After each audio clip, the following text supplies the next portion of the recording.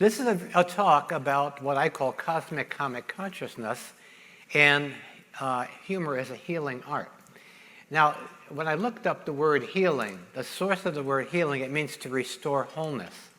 And in this group, in this conference, it's really helping people get a bigger picture of what healing looks like beyond this very thin mainstream view.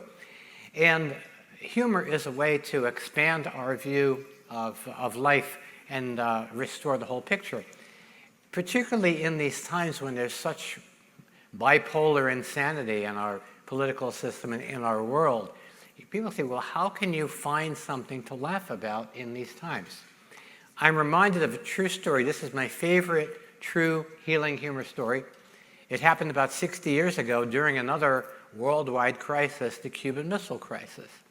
At the time, there were American and Soviet economists who were meeting to discuss possible trade between the two countries.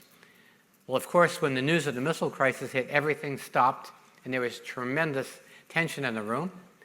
And finally, one of the Soviet delegates very timidly raised his hand and said, "I suggest that we each go around and tell a joke." He volunteered to start. His joke was, what's the difference between capitalism and communism? In capitalism, man exploits man. In communism, it's the other way around.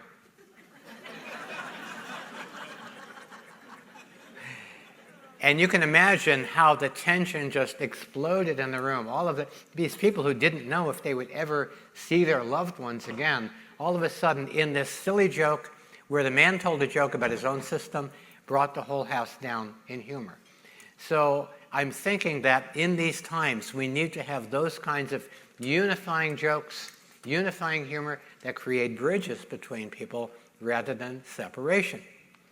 So a number of years ago, my wife Trudy and I were traveling through Europe. We met a woman who was an interpreter, and we got into a conversation. The hardest thing to translate is a joke, because humor is often language-based, it's culture-based, and so on. So she told us a story. She was translating this guy's talk. He told a joke. She translated it, and everybody burst out laughing. Well, the guy was very impressed. He said, "How did you translate my joke?" She said, "Oh, I just said, it's a joke, laugh."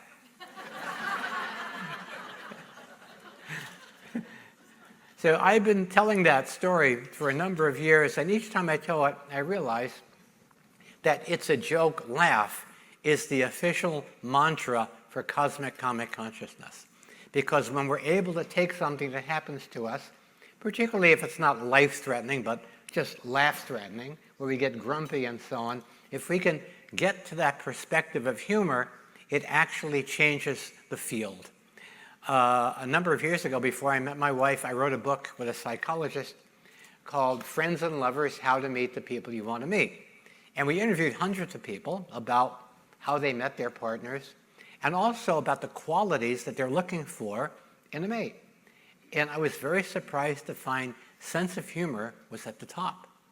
Now, it's not like we want somebody as a partner who is a clown, but what we're really looking for is somebody who has the perspective of humor. Because if you're able to laugh at yourself particularly, it keeps you from taking things poisonally, if you know what I mean, right? So over the years, I've really helped cultivate that idea of helping people laugh at things that may be difficult. Many years ago, my favorite uncle, my Uncle Barney, was in the hospital. And in those days, they didn't tell you anything. So he's totally in the dark. He's not doing well. And my brother says he's depressed. So I called him on the phone without knowing what I'm going to say. But all of a sudden, this joke comes to mind. And I told him a story about a man who needed a very, very, very serious operation. Went to the finest surgeon in the country. Operation successful. The surgeon presents him with the bill. He says, "I'm sorry, I can't pay this." The surgeon says, "What about your health insurance?" He goes, "Oh, I don't have any health insurance." Well, the surgeon is getting a little bit miffed, and he says, "Look, pay me whatever you can." The guy says, "You know what? I don't have a penny to my name, and I can't pay you anything." Now the surgeon's very upset. He says, if you knew you couldn't pay, why did you come to the finest surgeon in the country? And the guy said, because when it comes to my health, money is no object.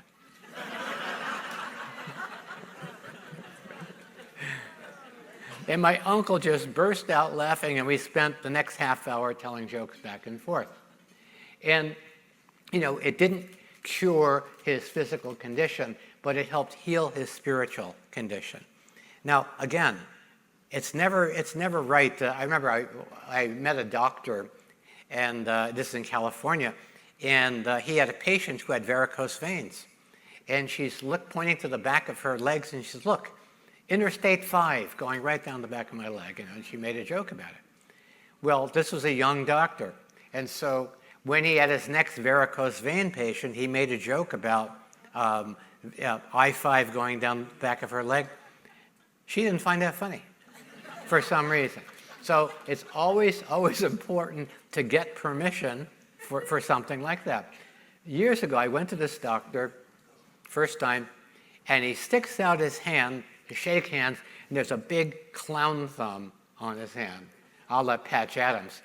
And he explained to me afterward that depending on people's reaction to that, that told him the level of permission he had to be humorous. If somebody just looked at him and went, then obviously that was the end of the joking session. Oh, but if they laughed at that, then that was an entryway to engage in a different way and to activate a different aspect of healing. Even in the most dire circumstances, if we choose to laugh, it changes everything. Maybe you've read Viktor Frankl's book, Man's Search for Meaning, talking about being in a Nazi death camp during World War II. He and a fellow inmate made a pact. Oh, every time his cell phone rings, an angel gets his wings. I think that's right, isn't it? So anyway, Viktor Frankl and a fellow inmate makes a pact. Every day, they're going to find something to laugh about. Because again, if you're able to keep the humor in your spirit, there's a part of you that can't be captured. So to give you an idea of the power that humor had, there's actually a book that I read years ago called Laughter in Hell, Humor in the Holocaust. And it was about how people used humor in that situation to preserve their humanity and maybe help survive. One of the jokes that actually circulated in the camps, these two Jewish guys decide they're going to assassinate Hitler. They know Hitler's motorcade is going to pass this certain intersection at 11 in the morning. They're waiting for him. He's not there. Hitler doesn't show up. 11:15, 11:30. He's not there by 11:45. One of the assassins says, gee, I hope nothing's happened to him.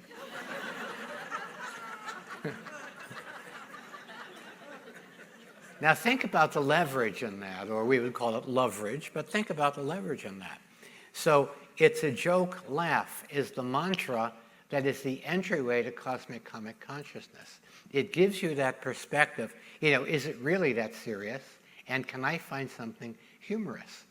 Now the best way to make, Victor Borge, one of my favorite old characters, he said that laughter is the shortest distance between two people. And so the best way to create rapport is not to make a joke about them, but to make a joke about you. Abraham Lincoln was a master at what we call self-facing humor, where you lovingly laugh in your own face. He was in a debate. One of his opponent called him two-faced. He said, hey, if I had two faces, would I be using this one? Disarming. I spent my deformative years in New York on a housing project, and I learned to use humor at a very early age. When the older kids would ask me for money, I'd say, hey, I live here. If I had money, would I be living here? And they'd laugh and leave me alone. So I was doing stand-up at the age of 8 for money, my money. And as a kid, my passion was baseball. I loved everything about baseball. And one of the great baseball characters in New York at that time was Casey Stengel, manager of the Yankees. And a true story about Casey Stengel. When he was a rookie, the fans in New York hated him. For some reason, they decided they didn't like this guy. And every time he had stepped to the plate, he would get booed. So one day, Casey Stengel steps to bat. The fans boo him. He tipped his cap. A little sparrow flew out from under his cap. And the whole ballpark stood and cheered, and they never booed him again. Now think about that. One playful gesture opening the hearts of 30,000 New Yorkers. So the moral of the story is, you're going to flip somebody the bird, make it a real bird. I was involved in this really very difficult conversation, negotiation. And I got really upset. Swami would call it tantrum yoga. But I got very upset in this conversation. I hung up the phone. And Trudy walks in, my wife Trudy says, "What's the matter?" I said, "Wow, what a horrible conversation. I wish there was a way I could do it over." And I went, "Ah." So I called the person back and I said, "Hi, this is Steve Bhaerman. Did somebody just call you pretending to be me?"